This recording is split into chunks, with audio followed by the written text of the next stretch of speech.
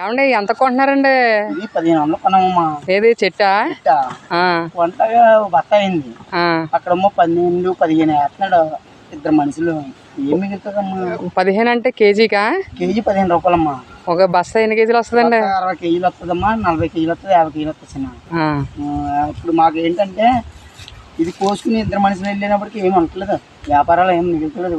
ఎంత మిగులుతుంది? వ్యాపారం ఏమి చెట్లకి సరిపోతుంది అంతే అమ్మ, కోసి చెట్లకి ఇస్తున్నా అన్నట్టు ఉంది వ్యాపారం. మరి మీకేం మిగులుతుందండి? మాకు మిగులుతుంది అంటే ఒకప్పుడు మిగిలిదమ్మ, వ్యాపారం చాలా బాగుండేది. ఇప్పుడు వ్యాపారాలు ఇవి కూడా బాగాలేదు. మార్కెట్లో ఎందుకు పాడైపోయినాయండి? ఇప్పుడు పాడైపోతాయి, కొని వాళ్ళు ఎక్కువ అయిపోయారు, అమ్మి వాళ్ళు తక్కువ అయిపోయారు అన్నట్టుంది. మరి మీకు కిడతలేదు కదా, మరి ఈ పని ఎందుకు చేస్తున్నారండి మీరు? ఈ రెండో పని ఏమో అలవాటు లేదమ్మా, చిన్నప్పటి నుంచి ఇదే అలవాటు అయిపోయింది.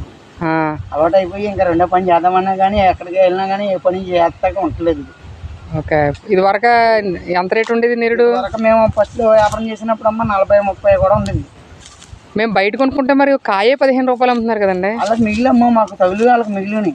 వ్యాపారస్తులు బాగా మిగులుతారు. మేము కష్టపడి కోసుకెట్టే వాళ్ళకి, రైతు కన్నవాడికి ఏముండదమ్మా, కొనుక్కునేవాడికి. ఓకే అండి.